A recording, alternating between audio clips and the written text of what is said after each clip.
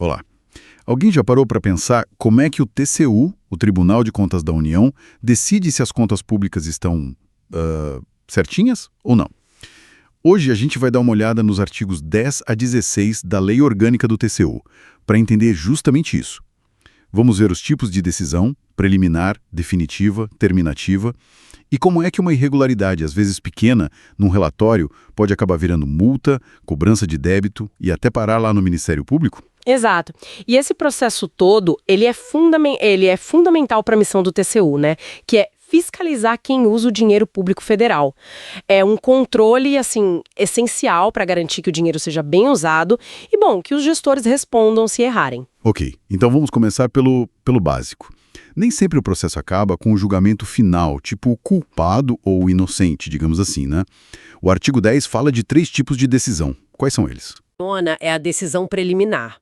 Ela acontece quando o tribunal precisa parar um pouco o julgamento para investigar mais a fundo. Parar para investigar. Como assim? Pode ser para chamar o responsável para se explicar, que é a audiência, ou para pagar algum valor devido, que aí é a citação, ou simplesmente para pedir mais documentos, mais informações. É como se fosse uma fase para organizar tudo antes do julgamento final mesmo. Sanear o processo, como se diz. Ah, entendi. Uma etapa para esclarecer as coisas. E depois dessa fase, o que vem? Bom, aí pode vir a decisão definitiva. Essa sim é o julgamento principal. É nesse momento que o TCU vai classificar as contas.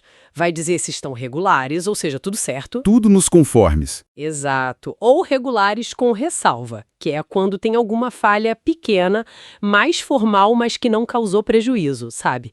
E claro, podem ser irregulares, aí já indicando problemas mais sérios. Faz sentido. E a terceira aí que foi mencionada, a terminativa. Parece algo que encerra o caso, né? Isso, exatamente. A decisão terminativa, ela arquiva o processo. Isso acontece quando as contas são consideradas iliquidáveis. Iliquidáveis. É quando, por algum motivo, não dá mais para apurar os fatos direito ou para calcular quanto foi o prejuízo se houve um. É como se o tribunal dissesse, olha, chegamos num ponto em que não temos mais como avançar nessa análise aqui. Os artigos 20 e 21 detalham melhor essas situações. E quem é que organiza isso tudo? Quem decide, por exemplo, que precisa parar para uma decisão preliminar? Essa função, segundo o artigo 11, é principalmente do relator do processo. É ele quem conduz a instrução, quem analisa as provas, as defesas. Ah, o relator. Sim.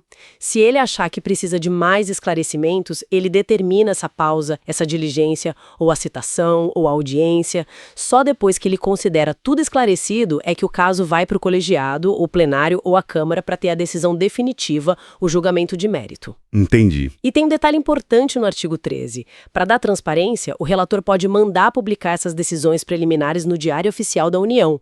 Assim, todo mundo fica sabendo. Falando nas irregularidades, quando o TCU detecta alguma coisa errada, o que acontece? E imagino que não seja simples. Não mesmo. O artigo 12 mostra mais ou menos o caminho. Primeiro tem que identificar o responsável, né? Pode ser uma pessoa só ou várias, aí a responsabilidade é solidária. Solidária, tipo todo mundo junto. Isso.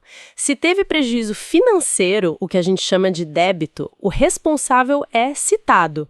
É tipo uma intimação oficial para ele apresentar a defesa ou devolver o dinheiro mesmo. Ah, então a citação é especificamente quando envolve grana.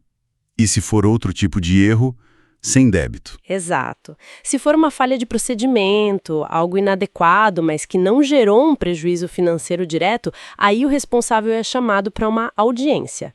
O objetivo é mais ouvir as justificativas dele. Entendi a diferença. Mas olha, tem um ponto crucial. Se o responsável for chamado, seja por citação ou audiência, e não responder, não se defender? E aí? Aí o processo continua do mesmo jeito, ele é julgado à revelia. Ou seja, o julgamento acontece sem a versão dele dos fatos. Nossa, ser julgado à revelia parece bem sério. Mas, assim, existe alguma chance da pessoa corrigir o erro sem ter uma consequência maior? Sim, existe. O artigo 12, no parágrafo 2º, ele traz uma saída interessante. Se o tribunal perceber que houve boa-fé... Boa-fé? Que não teve aquela intenção clara de prejudicar, sabe? E se o responsável devolver o dinheiro do débito rapidinho, claro, com a correção monetária, o processo pode ser arquivado. Isso se não tiverem outras irregularidades mais graves juntas, né? É uma forma de reconhecer o erro e tentar reparar o dano. E aquela responsabilidade solidária que foi mencionada antes? Como funciona na prática? Isso está lá no artigo 16, parágrafo 2º. Se ficar provado que teve dano ao erário, né, prejuízo aos cofres públicos ou desvio de dinheiro, o TCU pode responsabilizar não só o agente público envolvido. Ah, não só ele. Não, pode responsabilizar também um terceiro, sei lá, uma empresa contratada, por exemplo, que tenha participado ou se beneficiado daquela irregularidade. E aí, os dois, ou quantos forem, podem ser obrigados a devolver o valor todo do prejuízo, juntos. Entendi. E chegando no final, no julgamento definitivo, como é que o TCU bate o martelo? Quais são os critérios para dizer se a conta é regular, com ressalva ou irregular? Então, como a gente falou, o artigo 15 dá as 3 classificações. E o artigo 16 detalha mais. Contas regulares são aquelas perfeitas, sabe? Exatas, gestão dentro da lei, tudo certinho. O ideal. Exato. As regulares com ressalva são aquelas que têm falhas pequenas, mas de forma, mas que não geraram prejuízo financeiro. Agora, as irregulares... Aí o cenário muda. Aí complica. São consideradas irregulares quando, por exemplo, o gestor nem prestou contas, ou quando praticou um ato claramente ilegal, ilegítimo ou antieconômico. Ou, claro, quando causou um dano comprovado ao erário, desviou dinheiro, ou até quando desobedeceu várias vezes determinações do próprio TCU. Reincidência, né? E ter as cotas julgadas irregulares, quais são as consequências disso? É só ficar com o nome sujo no tribunal? Que nada, vai muito além disso. Além de ter que devolver o dinheiro, o débito, e ainda poder levar uma multa, o artigo 16, no parágrafo 3º, é bem claro.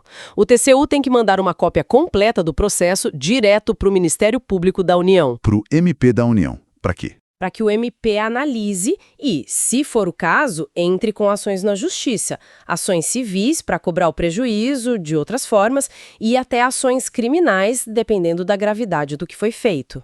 É a ligação, né, entre o controle administrativo do TCU e a esfera judicial. Entendi a gravidade. E vale lembrar também do artigo 14, que tenta evitar que os processos fiquem parados para sempre. Ele diz que o TCU deve julgar as contas até o fim do ano seguinte ao que elas foram apresentadas. Dá um prazo, né? Bom, então recapitulando rapidinho. A gente viu que o TCU tem decisões preliminares para investigar melhor, as definitivas, que é o julgamento mesmo, e as terminativas para arquivar casos que não tem mais como seguir.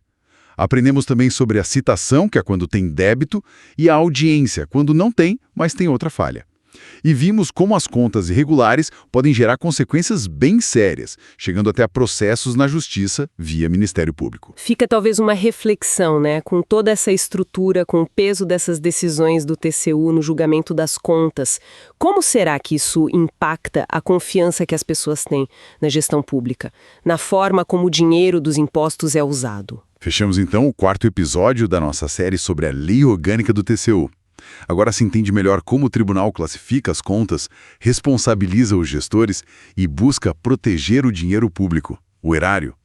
Se este material foi útil, deixe um like e compartilhe com quem se interessa por controle dos gastos públicos e siga o canal para não perder o próximo episódio. Obrigado por nos acompanhar, até breve.